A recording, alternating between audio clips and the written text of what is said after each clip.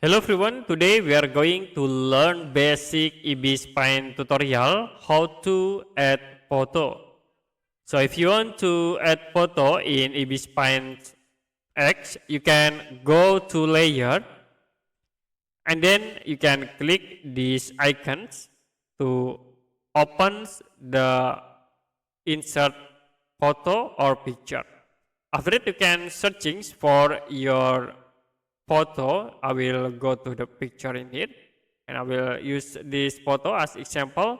Click open and it will be automatically insert into your Ibis Paint.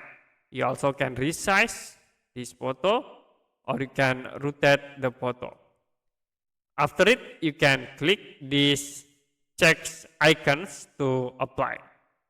Okay, that's it for basic Ibis Paint tutorial, how to add photo. If you have any question about tutorial, you can comment below this video.